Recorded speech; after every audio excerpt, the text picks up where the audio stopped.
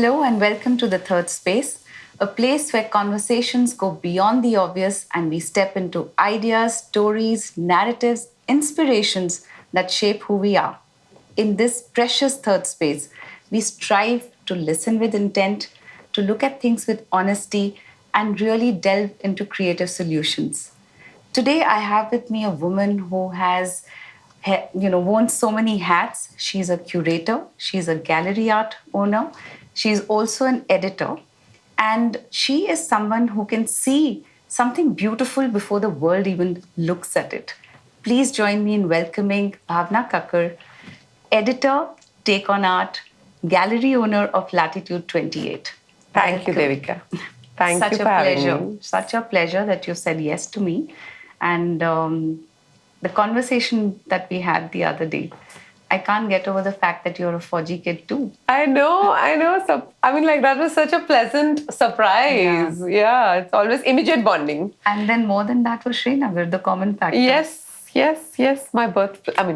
Udhampur is my birthplace, but yeah, Jammu Kashmir is my birthplace, and that's the first place that my parents, my mom went to post marriage. Wow. So they have such fond memories of staying there, and of course me being born there. How and you've lovely. stayed there for a long time. 6 years. 6 years. That's really Nice long long. tenure. Yeah. And at a time when there was so much peace in the valley. Yes.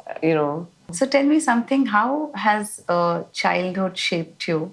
And did you find any spark back then for the love of art? I would say a lot of it stems from watching my mother, who had a keen eye. She was an aesthete, so there was always this interest for beautiful things around her. And as all army families do, the forces family, we travel all over, and every news station that we would go to, I would see my mother, trying to find local, incorporate local crafts, local patronize textile weavers. She would drag us to Shanti Niketan when dad was posted in Fort William. She would take us to the Ikat village when he was posted to Secunderabad. She got the most beautiful Kashmiri embroidery done, and she continued to continued with these relationships with many of these people, although we traveled all over. And I would always see and of course she had great pride in our heritage. Although we traveled around, she would be very, very mindful and careful, and kept her saris and the textile that were passed down, the fulkaris, the bag that as Punjabi families, her great grandmother had done for my grandmother, and my grandmother passed it on to mom. And so she was always, there are some, a lot of things come as heritage to us, or legacy, but not everybody is, takes pride in them. So I saw that as a part of my growing up years, with the very kind of limited means that, services families have. But there was always keen interest in that. And that kind of, I developed more and more interest in textile, in craft. And both of my parents were very keen museum visitors.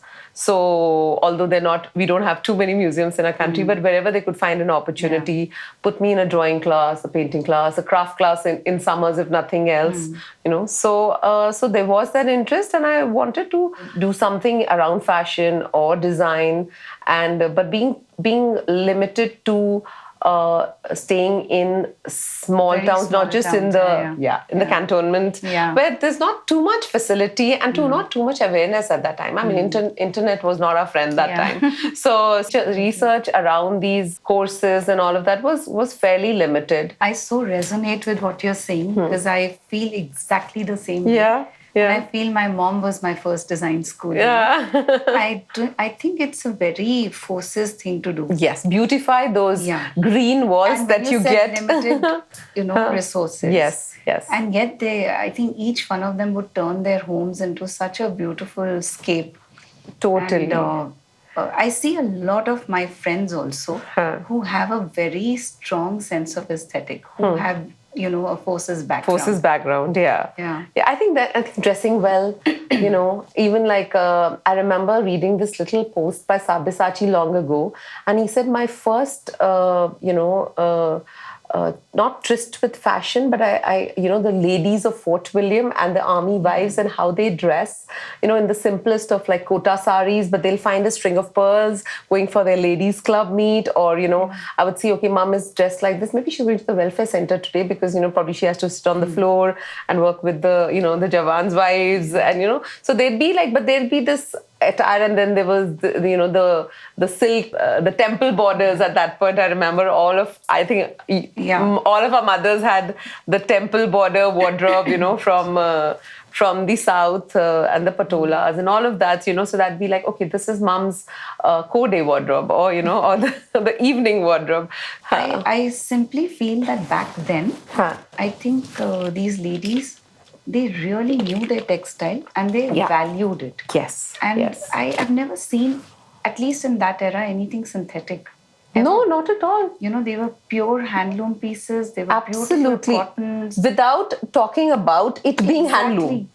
So And they would before go to Crafts Council cottage. made it fashionable Yeah. to wear handloom. Exactly, exactly. They were doing it. Yeah, they were doing.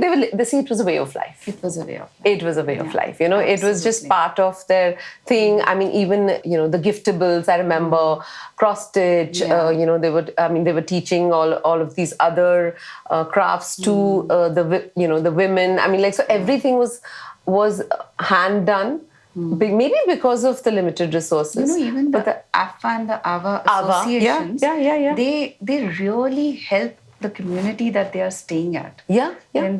So that kind of interaction. Yeah, our they parents brought in have, a local weaver, learned Yeah. from them, got them to teach them some kind of skill, even the local food which is incorporated and then Yes. sold in the canteen. Yes.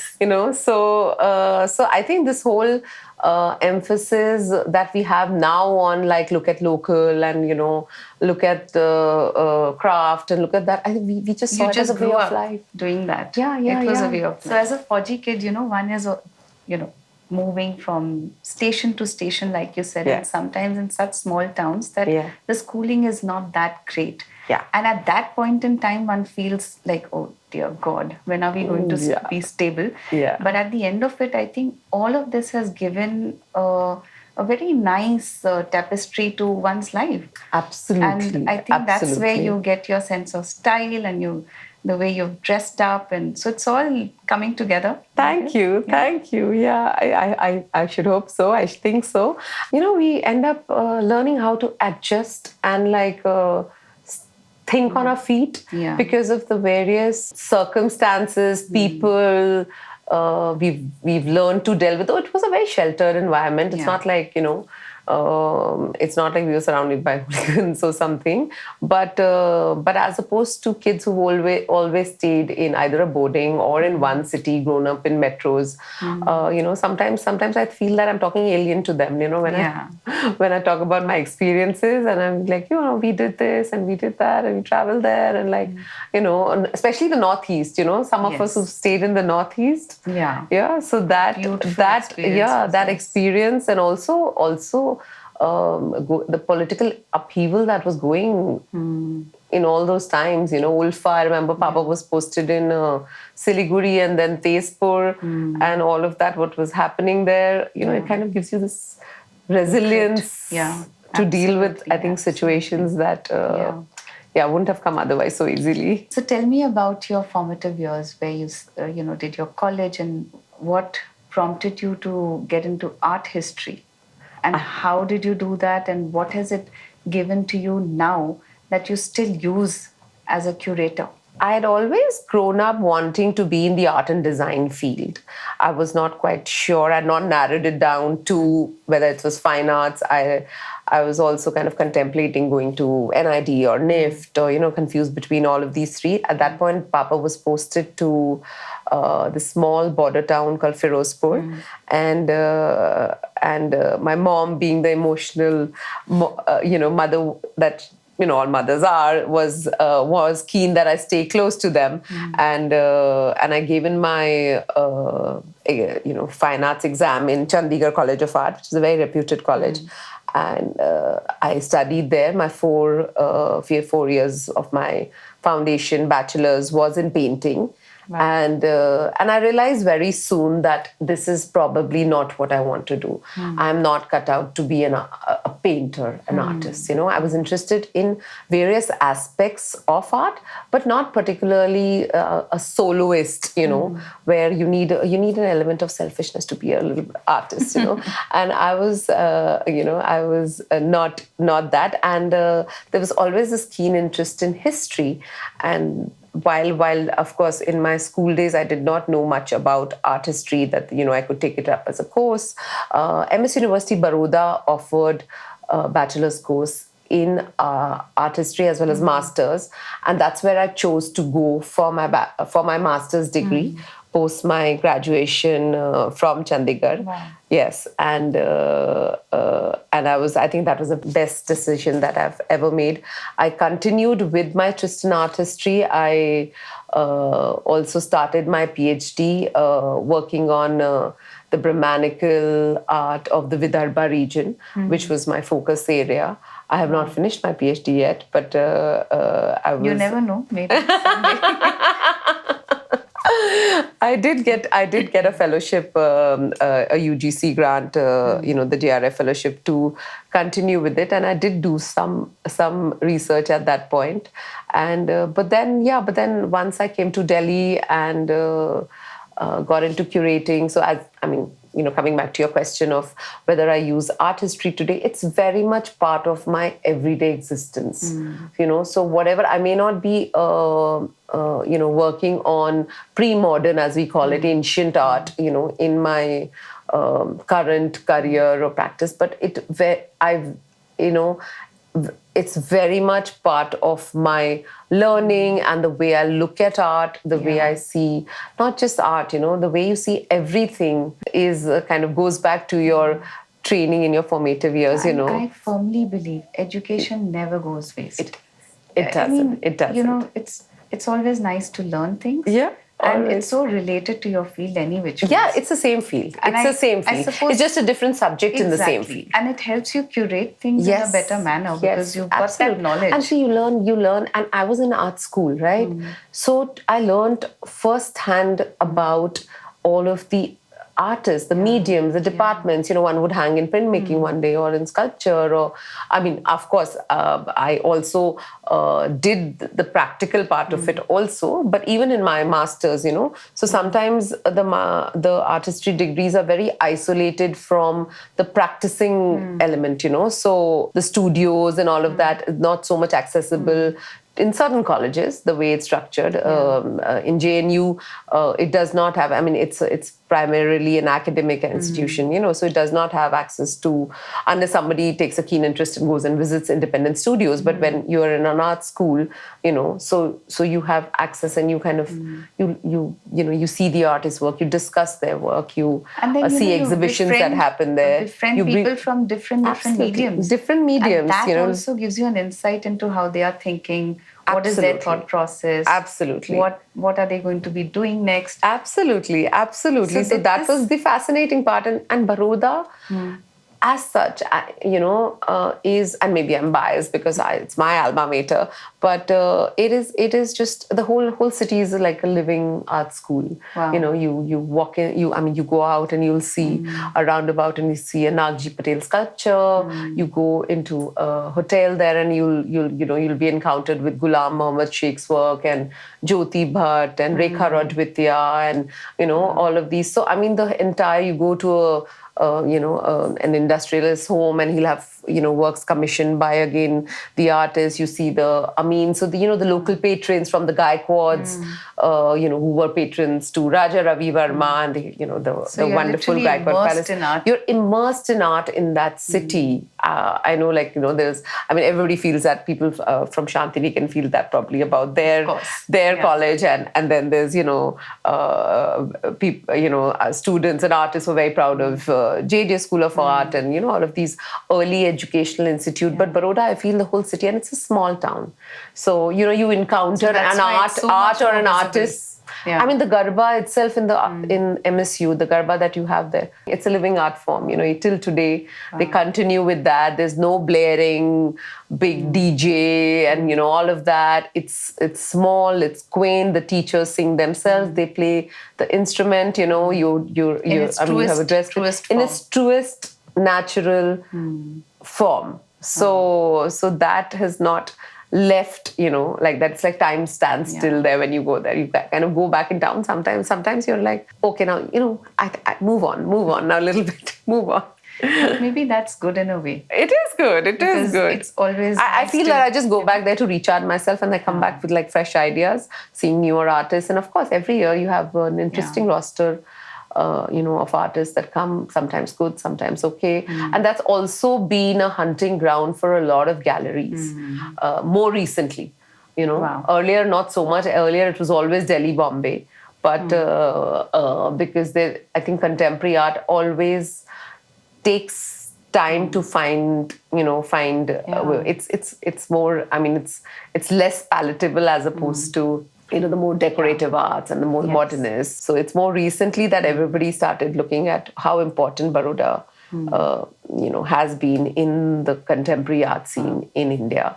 And so now it's become this little hunting ground where people, all the galleries run, and the the collectors and all of that, which I really enjoy seeing. How lovely. Yeah. Tell me something. You started with curating exhibitions. You Yes. started putting work together. Yes. Very early on. Yes. How did you think of doing that? What was your thought process, and what were your challenges that you faced at that point in time? Like, I identify with the art form of collage a lot because it's an assimilation of a lot of things. And I think I was one of those people. I was always a people's person. Always taking up a challenge and putting things together, whether it was raising funds for, the earthquake that happened in Baroda, or whether it was fundraising for Kargil when it happened. I was in Chandigarh in college that time, or even in school, or getting friends, colleagues, and teachers together to maybe bring out a volume of the college magazine. And so I kind of enjoyed that always. And I wasn't sure if there's a career to be made out of that. So I was not as aware, because curation was at that point not taught in college. You had art So you went history, with your you had instinct. criticisms. Yes.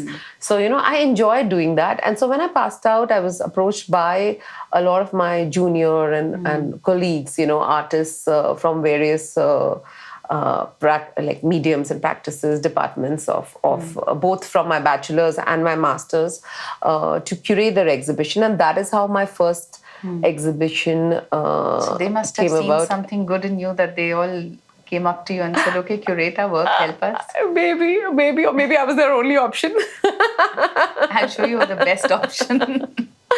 I don't know about that, but yeah, some of the artists are, very, very well-known names today who were in those earlier shows, from, Tukral Tagra to Sakshi Gupta to Vibha Galotra, who are now very, very important names in the contemporary art scene. So I really enjoyed that. It was kind of brainstorming and like a exhibition building exercise together with some of these friends and colleagues from art school. And I realized, I enjoyed it so much that I thought that this is something that I would want to continue. Other than, of course, at that point, I was straddling between my PhD research as well as, this. And the more I started curating exhibitions, advising, so there were also, some of friends and again, colleagues and, word of mouth people were like, oh, there's this young curator, would you like, would you want to start collecting? She can advise you. She knows all the young artists that she can recommend. So it became this whole spontaneous, quasi-organic way that I led, I kind of ventured into the gallerist space, the art dealing space, the art advising space. Right. So from editing, research to curating, and then this advisory role of what to buy and what would be good. I mean, I was young, of course, but there was this instinct that contemporary art is going to be the future. With the masters, everybody, of course, knows about, and also it was the boom time. This was like, you had mentioned that you were doing pretty well, and then that happened. Yeah. Tell me about that. I think viewers would also be interested. So 2000, I mean 2002 to 2005 was this flux period where I was figuring out what I want to do, and 2005 was this massive boom in the art world with this prestige and saffron art auction with prices not just quadrupling, I think going 10 times, 20 times, and suddenly people could not have enough of contemporary emerging artists. So everybody was doing well. I was doing well, but then everybody was doing well. And 2008, the Lehman Brothers fall. I mean, that shook the industry. That shook, and also a lot of rubbish went along with with what was also good art. People were just willing to buy just about anything because they felt that it is good investment. And that is something which I keep reminding my collectors or investor, people who want to just come to galleries to invest in art, and reminding them that there was this one time, and don't forget that, if you buy things that you don't like or you don't want up your wall and you just want to stock it up because you think it's great investment, and if a time comes where they could that plummets, and the prices plummet, or or something happens, which happened that time, and you regret it miserably.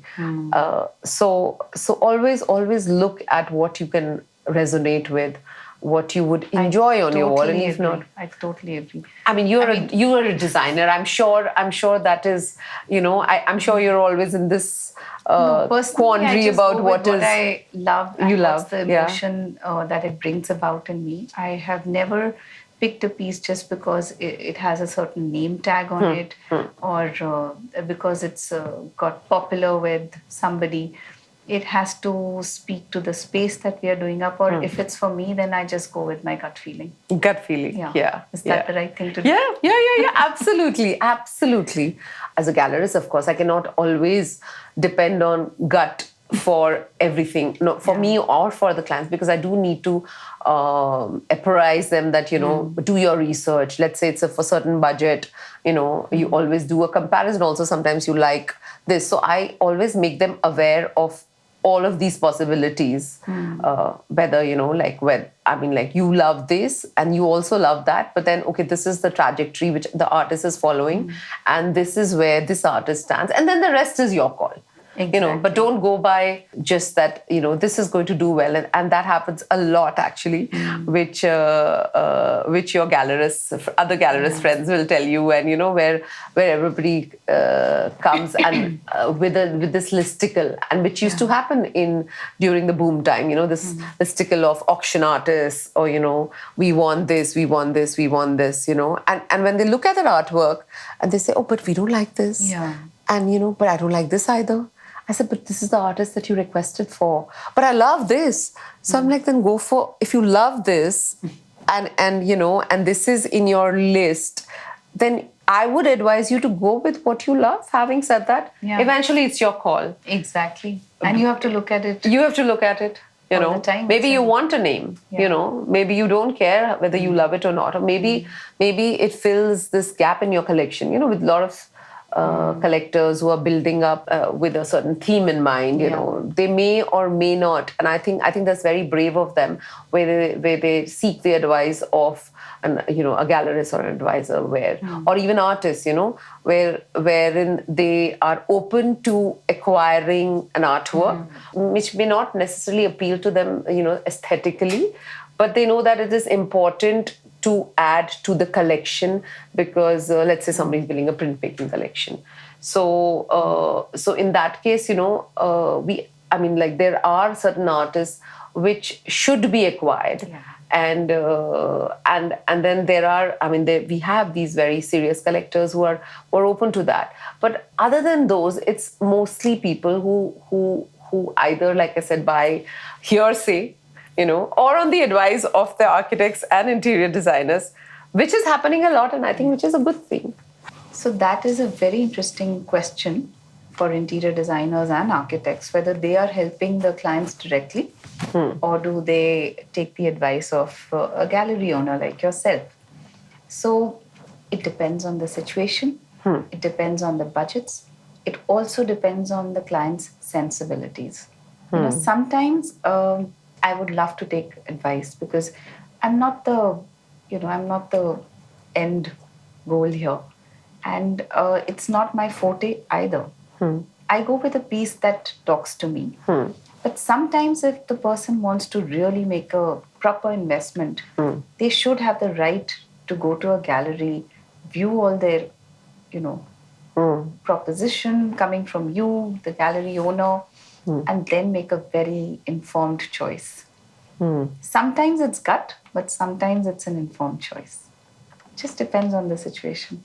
So do you feel that including art has become more of a mandate where it comes to other architects and interior designers as well? So as a designer, I love layering. I would feel that a space is totally incomplete without art. Even if it's print, if it's a photograph nicely done, there has to be something on your walls. Textile, there are so many ways to adorn the wall. But without layering, a space can look very soulless. Yeah. So art is extremely important, and it can be a sculptural piece. It could be something on a canvas. And I'm loving the fact that there are so many galleries that one can go to, and there are so many price points that one can choose from. Yeah. So, we are helping them to do up a space. You all are helping us to find the right piece. That's true. There is this whole, I wouldn't say it's a myth really, but there is always this hesitation, especially in our country, where art galleries feel very intimidating. So I think architects and designers are bridging that gap for us, where there is a little more hand-holding that they provide, or some insight, because clients with big budgets to build the house wouldn't necessarily look at art because they feel there is Because this there's a certain mindset. Absolutely. Mindset that it's probably everything is in Kairos. There's this whole blanket statement that people make thanks to all these blockbuster headlines in newspapers every time something sells for like lots of zeros and crores. So they feel that everything in an art gallery is probably at that price point, which is not true. I would rather, there are people who go and spend like on Swarovski and Ladro for their homes, and which is something I would say it is. It's luxury, but it's mass produced. Whereas you can get an original artwork at a much lesser value. Yeah. But sometimes they're not aware of the difference, until they kind of come to a gallery, which is not always the most accessible thing, where they are located, or the interest of, like you said, the mindset of the clients. Yeah. So I do feel that there has been a huge change with people like yourself coming in, advising clients to include art, and that has brought in a new wave of buyers for the art market. Absolutely. So they may not become collectors, but then some of them do, once they start visiting, because it's something personal, sometimes the family comes along to choose. There's a second round of vetting with size and scale, and I'm sure, on the architectural CAD drawings and that end, the interior end. So, and then they come back. So we also engage with many of these clients, and we see sometimes they have their own mind, in terms of they do listen to the advice given by their interior consultants, but they start coming and visiting the art shows themselves because they kind of get hooked. I think art is very, Yes, very it is. engaging, It is and very engaging. yeah, it can be if somebody takes a bit of interest, you know. So I've seen that as a change in the last few years, and it's a very, very welcome change, I must Absolutely, say. and that awareness is coming about. Yeah. Awareness is. Yeah. I want to take you back to you launched the gallery and your magazine around the same time, I believe. Yes. How Same did day. same day. Oh gosh, how did that come? Not planned, but both of them were, I was working on parallelly. Wanted to do a magazine, wasn't sure if I'd be able to support it independently. It was my goal to make it an independent publication from the beginning. Although it's a sister concern of Latitude 28, I did not want the same name. I did not want, I was very, very cautious of any conflict of interest there, because the magazine was not an offshoot of what was being done at Latitude. I did not want it to become this promotional vehicle, which a lot of businesses do when they bring out a publication. It is more to promote what their other businesses are, and I had seen that happen. And whereas in art, anyway, there were very few precedents. There were not many magazines in the past when I started, and just a couple of them when I launched Take, which was in 2008. I was clear on some things that I hoped it would become. Also, that I wanted it in all of the leading international forums right from the beginning. I did not want it to be limited to, like, an Indian magazine and, known in South Asia. I was very, very clear that it needs to be with it needs to be from an South Asian point of view, but with a global appeal. And which is why it was take on art and not something with, India. I love the magazine. Thank you. I subscribe. Thank you. Oh, okay. Thank you. Two of your course. copies. Yeah. Thank you. That's so and with Latitude 28, which happens to be the latitude of Delhi, 28.3. That's the story behind it. The story Lovely. behind it, yes. And so it was. I was looking at that point to get an office for myself, and I went looking in Ladussarai to get this space to work from for my exhibitions, or maybe a viewing room for the collector base that I'd slowly built up since my first exhibition. And I knew that there's a need for a physical space, because without that you kind of end up becoming a suitcase dealer, so which I did not want to be. And then I saw this space, which was actually a Mediterranean restaurant at that point, and they were shutting down, and I immediately took to it, and I checked with the landlord, and is it available? And he's like, yeah. And I was like, okay. I have not thought about opening a gallery. Of course, there was no name for it that time, and but this looks very exciting. And then all of those ideas that I've been, that have been brewing in my mind, I could see them coming to light in that one space. All the experimental shows, which I would not have been able to do it as an independent curator, because there's always this pressure of when you work with a commercial organization, of making the show commercially viable, and fair enough. Galleries, they are they need to, there are heavy costs involved, so there was always that. And we don't have too many non-profit spaces. We do not have contemporary art museums which gives a platform to younger curators. It is all changed now, and it is still evolving. It is still evolving. It's only a handful of you who get those opportunities. But at that point, there was literally nothing for somebody who wanted to sustain a career out of just art writing or curating. Very difficult. Took a leap of faith, and complete leap of faith, like a shocking leap of faith, and that too in 2009, post Lehman Brothers, post the economic downfall the financial downfall that we all,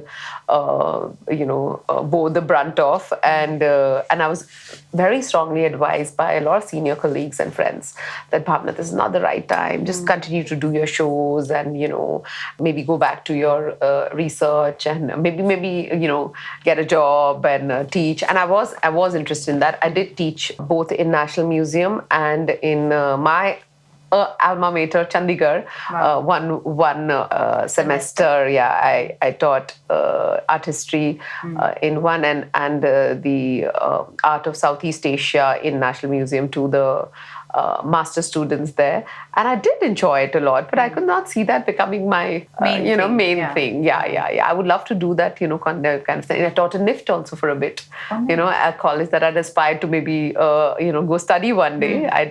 So it was kind of this old deja vu moment that I've come to do this guest lectureship there for some time. So I enjoyed all of that, but I could not see that as my main focus. So that's how I was like, it just so happened that, looking for space, working on takes simultaneously, and came together. And I launched the first issue, which was a blank issue with 100 pages, and just the cover, which was designed by Tukral Tagra, the very famous artist, and dear friends of mine over the years. They were very, very supportive when I launched Take on Art, and they were just these 100 blank pages, and it was launched at Agni in the park, a very unusual venue for launching an art magazine. And it was before the night before India Art Summit. It was called India Art Fair was called India Art Summit in 2009, and I sent out invites to the who's who of the art world. There were people traveling from all over the world, and I was lucky enough to have all of them there. And they came in and they were like, "Okay, this launch of the magazine, and Bhavna, when is that happening? How long? All of that." I'm like, "Yeah, it's launched." And it's like, "It's launched?" I was like, "Yeah." So there were piles of magazine lying there, just blank copies, and they picked it up and said, "You didn't get content in time?" And I was like, "No, this is a concept, it's a concept that I've launched, the name, the brand, and what should be part of this issue, the magazine. I mean, like this new magazine that has come, I mean, like, which will be a part of the art world. I want the art world to tell me." So I said, these blank pages are for you to fill. And tell me that, what is missing? Where is the lacune? What is it that we want from a magazine of the future? And I think, it was, I'm getting emotional, emotional about that evening. And I got such a tremendous response that day. And all of those people who would come in and said, "Don't do it, and just do it online." That was the time of online, and just do it online. And they were like, "Oh my God, the touch and feel of nothing like nothing like a tangible physical copy." And I chose the kind of the most unique paper that I could find at that point. I did not want to go with the run of the mill, the usual very glossy magazine paper. So you've seen Take, and that continues to be. It's been 15 years, so it continues to be. That's what drew me to it. The GSM, the GSM. The GSM, so I wanted to make it like a collectible. Like each piece is not like a news magazine that you kind of read and chuck. The bookazines, coffee. That's very kind of you. Because I think your the covers are so interesting. Very well done. Thank you. Thank you so much. Then. Yes. Great. So great design sensibility. Always paid attention to that. Not just the content, and also I have a great editor, team for all of these things. And of course, I was always open, and which has helped me, sustain Take for so long, because I invited external perspectives. So we have alternate issues which are guest edited by outside curating. So it's not just our in-house team. I knew that we have, no matter how educated or aware, enlightened the editorial team is, there's always only as much as we know about a certain subject. So to be able to claim that, because I wanted to make it guest guest edited as well as theme based issues. So each issue is 75% focused on a certain theme. So tomorrow you say that I'm researching on a Binale, you can always go back to a take issue of 10 years ago and say, okay, there was a Binale issue, and then there'll be these focused articles by some of the greatest voices around the world, not just India.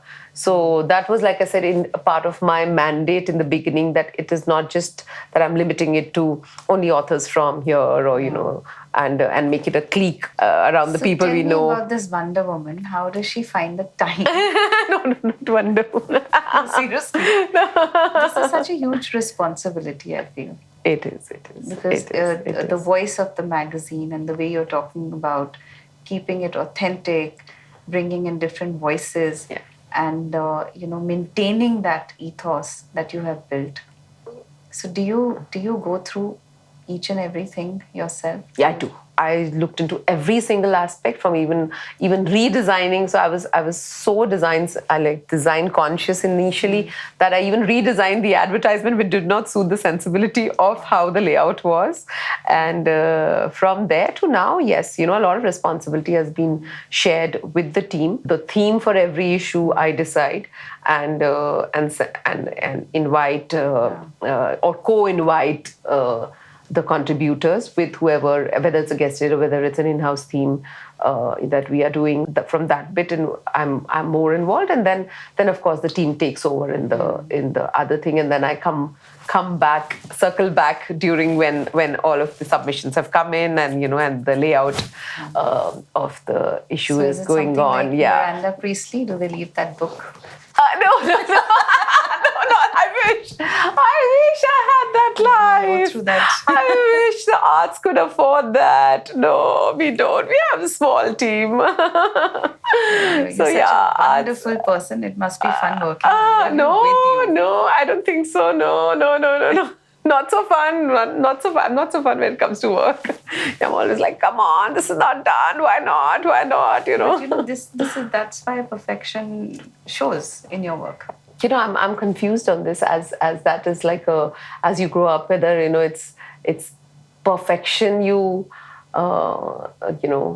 should chase, or congeniality, and just the authenticity of it. Authenticity. Authenticity leads to perfection. Then so that whole chasing perfection, I think sometimes I feel that I was like, want everything to be too perfect, and lost the whole sense. I did not enjoy a lot of that time because I was chasing that. So now you've taken a step back. Yes, I think so. Sometimes I let things pass. But this comes with experience. Yeah, maybe. You learn to sort of, go with because with initially I was just like, I would just sit with every page and make a change. Picture is this size, make it this size. Move it to this page. And I was like, what, how? And I didn't enjoy it. I just got stressed. I would just get completely stressed about it. So that whole part where I should have enjoyed that when I was, starting out, I would have enjoyed that. I was just stressing out. Oh my God, working late nights, all of that. Now I'm just like, I remember my dad coming. I said, you know that you have to bring out a magazine every quarter. I don't see why you're working till midnight or like 3 a.m, sitting in the press, but you know your next deadline already. Yeah. What is it? I think it was like youth and like. And also it was passion, youth, all of it beginning together. of something so different. Proving a point also, no? To yourself, to everybody, that. So I've taken this on, and I cannot, and I will not let it fail, and that, and also being a woman, I think we try to do that a little bit more harder. Absolutely. Also, not coming from, I think you would agree with that. No, a lot of us who become entrepreneurs, not coming from a business family, exactly. I think it's also as much harder. It is. And tell me something, you're constantly surrounded by beauty. Yes. Yeah. Art, all kinds of art. How do you choose for yourself? What plays an important role for you? Is it texture, color, the artist?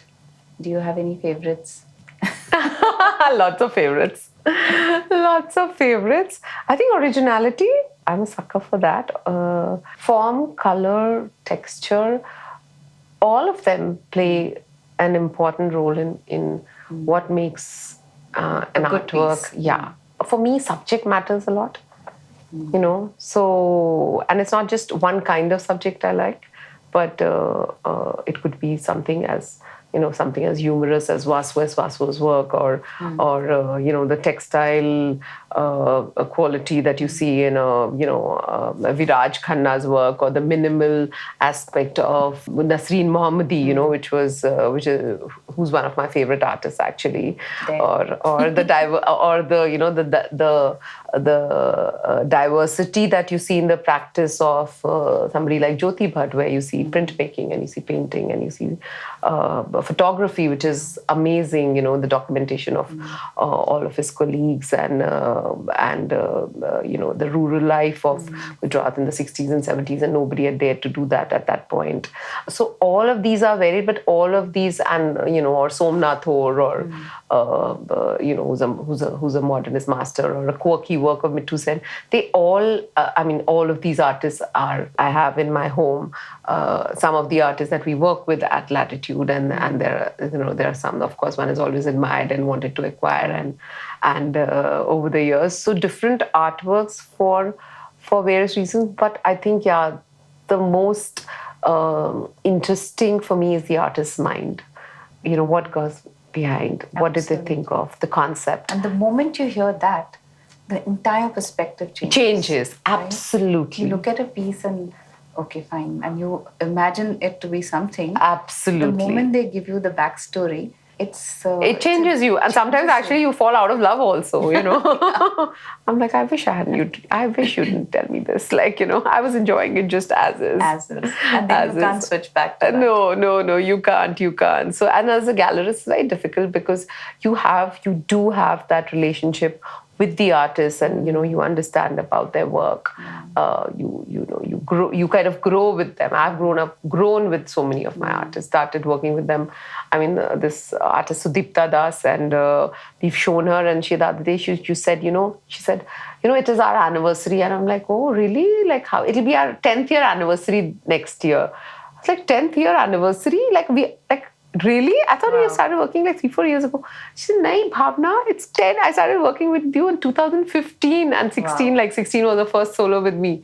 So we've practically grown together, right? And to see her in these important international museum shows. She was in the last, and she told me this when we were doing this trip to Jaipur together, and she was showing in the sculpture park in the Nahargarh Fort, and she'd done this wonderful big installation there. And she said, I said, so we have to do a celebration trip and maybe your solo. And she's like, you always come and talk about art and then work together with it. And I was like, but that is the relationship that it is. Yeah. So yeah. So you've also been a very, very important person behind the Delhi Contemporary Art Week rather. Sure. What was your intention to start that? As someone who's always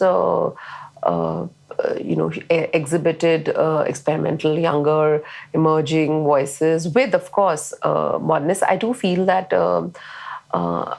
we have only as much outreach in our own spaces. We know the limitation of our audience in our cities. Traffic has made it worse for people to reach our galleries. When the art fair started, that it was a great platform for us to meet newer people, new collectors, patrons, curators, people from all over the world. And but what happens is that although it is great eyeballs for the galleries who exhibit there, a lot of it gets overshadowed by senior names, people know Hussein, or people know Souza, or they come there and see, they get enamored by seeing this big, bright Bindu, Raza, and when they hear the price, they're even more enamored and say, oh my goodness, and, large-scale sculptures. So a lot of the minimal works, a lot of engaging, conceptual artwork. Sort of diluted. It gets diluted. It gets diluted in socializing, one, and of course there's a lot of business that happens in fairs. Once the socializing is over, it does happen, and we've done well over the years. But I did feel, and I shared this concern with a couple of colleagues from Delhi, other gallerists who also have been very invested in the career of their younger artists, and younger artists are no longer younger. Like I mentioned, Sudipta, I mean, we've 10 years of a relationship and 15 years, there are artists I'm working with when I started the gallery, still working with them. So there are these long bonds and relationships, and we mentor their careers, and they teach us so much in return. And but what does happen is that a lot of this does not get the right amount of attention, and we are unable to spend time with the visitors, whether it's architects or interior designers, or whether it's younger collectors, or even our senior patrons. There's always this whole buzz, unless somebody comes to the gallery, and then in the gallery it's always limited to one exhibition.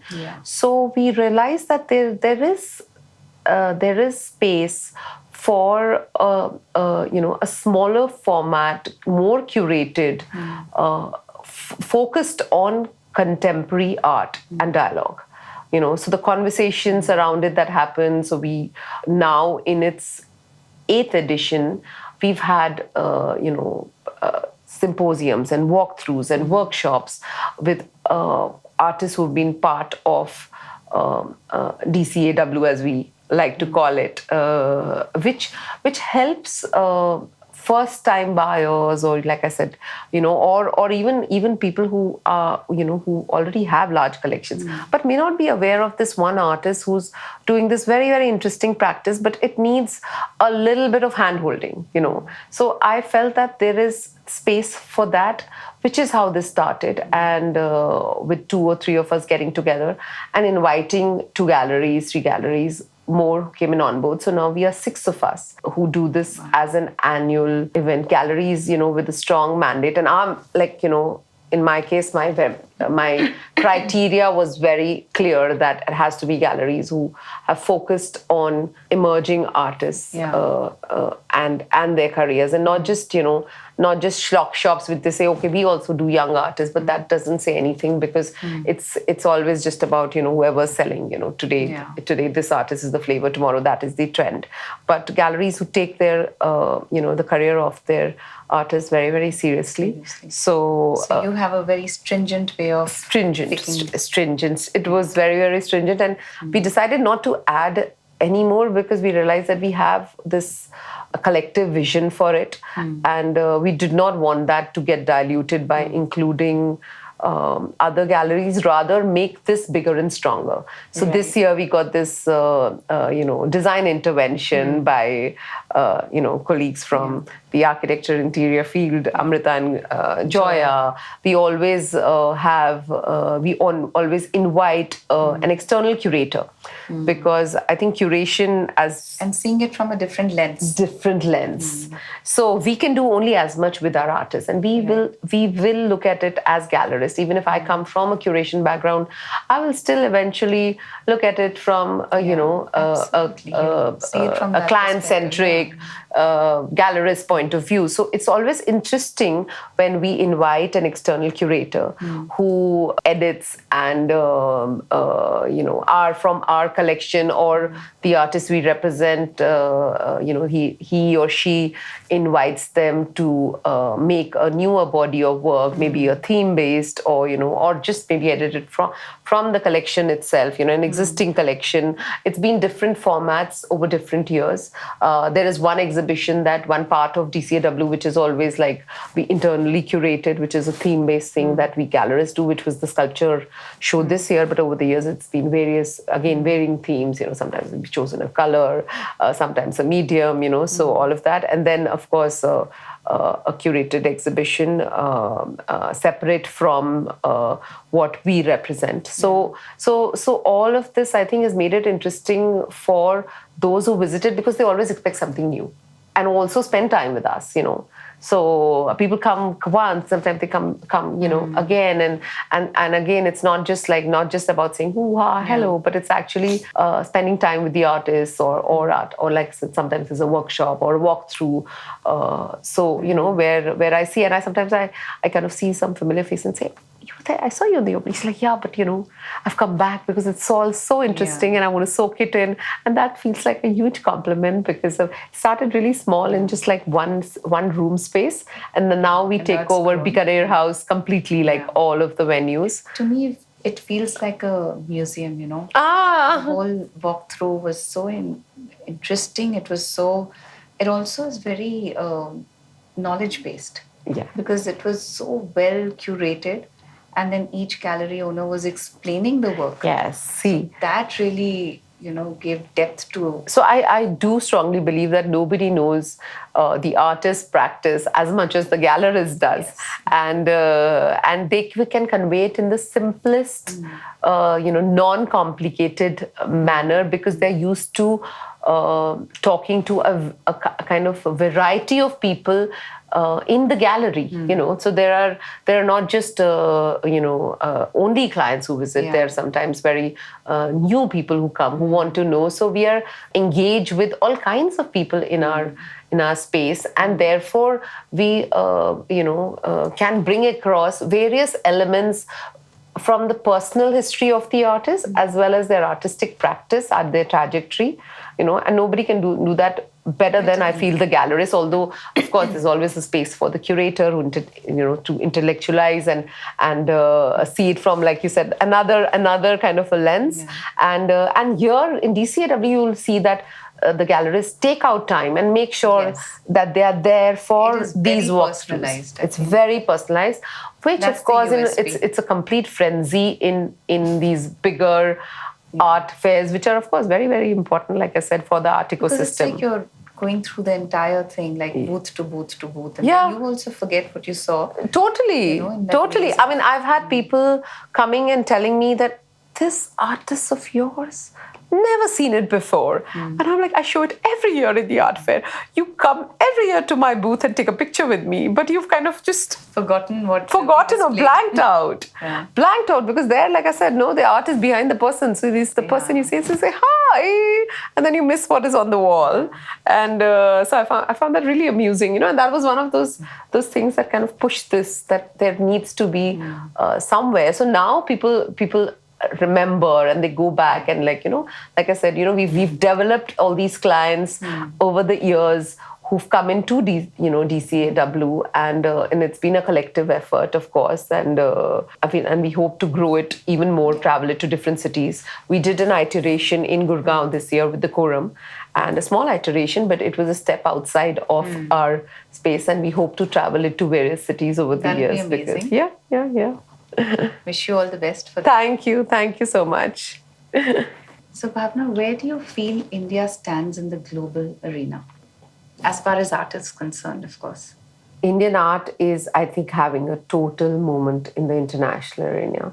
If you see the new, report by The Economist, the art market, all art markets around the world are in a bit of a quandary. I mean, sales have been dipping internationally in auctions. Auctions are mostly the barometer to check all of the sales. And a lot of galleries have shut down recently, which is really sad, because some of these international galleries showed, they had exceptional programs that us as Indian galleries always looked up to. Some of it happened during the COVID, but, the market kind of bounced back. But Indian art market, interestingly and surprisingly, has never done better, other than if we compare it to the whole 2005 to 7 boom, which was not necessarily the most genuine of rises in the art market, because a lot of it was investor-led. But currently, the art market, I mean, like in India, is really doing well. And globally, I would say not just in art, but in fashion, in design.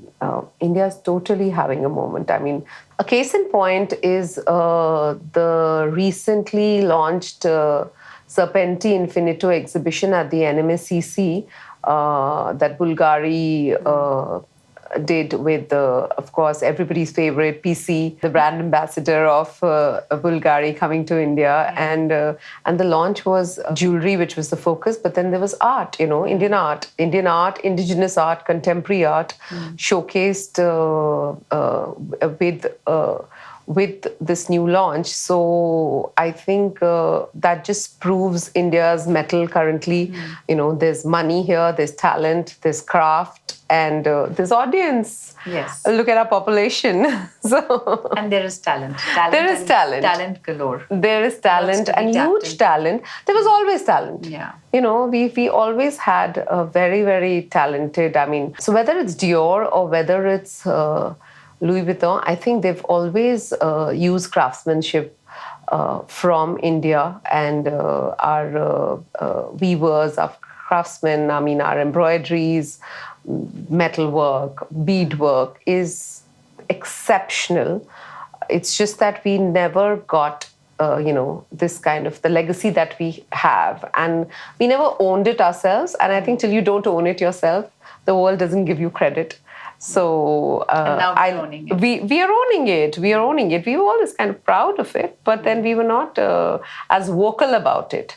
And now I feel India is just. I mean, we have a voice. You can see that in the example of what happened with the Prada and the Kolhapuri. And they were forced to acknowledge, admit publicly, apologize, and come to India. But I think it would be something when they work truly in collaboration, acknowledging these collaborations. Exactly. They've always used our craftsmanship, but when they start doing that, and that authorship in the art, the visual art has always been with the artists.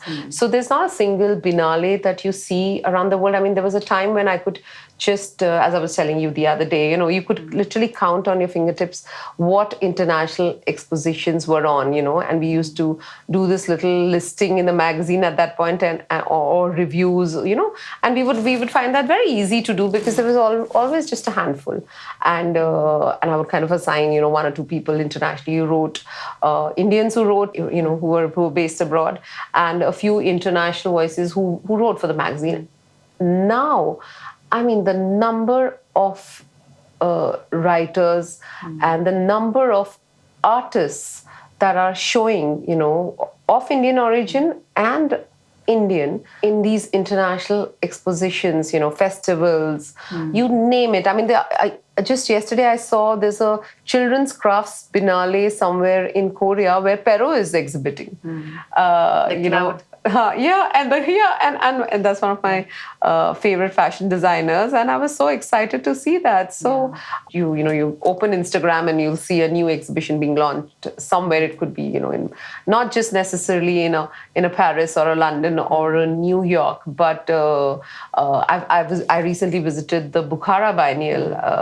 So there were collaborations with the local craftsmen there, and something that really appealed to my sensibilities, because we should and we try to do that in India as well. So one saw Subodh feeding Indian food to the world there, and so proudly Latitude exhibited Khadim Ali's work, and he's an Afghani artist. But so I would say India, South Asia, we're having a complete movement, and it's a movement of pride, and we should all own it. Awesome. Congratulations. Thank you. So happy to hear that. Yes. Now, my final question to you. Okay. What is that one advice you would give to a struggling artist? Never lose your authentic self. Be original. Consistency is key to your art practice. And to sustain on the basis of art sometimes is very difficult in the beginning, though social media and all the various opportunities that have opened up to arts and artists over the years has helped younger emerging artists, and hopefully not struggling as much as they used to be when we passed out. So my advice would be that be consistent, be authentic, don't lose way because of pressures of commerce. Instead, find a job to support what is your original art practice, and stay true to that, and eventually perseverance, discipline, originality, authenticity will all help you find your vision to become the artist that you always want to be, or what you hope to be. Amazing. I Yeah. love that. Yeah. Absolutely Okay. amazing. Thank you so much, Bhavna, for sharing your beautiful story, your journey, your philosophy, and just the very fact that you have delved into so many different things. And I'm sure going forward, I just might be hearing something completely new that you will be indulging in. And wish you all the best for that. Thank you so much, Devika. Thank you. I really enjoyed myself. And so many of these questions, which actually I haven't thought about for a while, Really? have made me go back and think about. It made me a bit nostalgic and a little bit emotional also, Oh. especially about Our moms. our moms, and the Yeah. growing up years. And Yeah, the growing up. Yes, yeah. absolutely. Thank you, viewers, and to all of you out there. I hope this episode has sparked curiosity in you, and the very fact that looking back at our heritage, looking back at what all we have to be simply proud about it. So, this is the third space powered by FCML Surfaces. Thank you for listening. Till next time.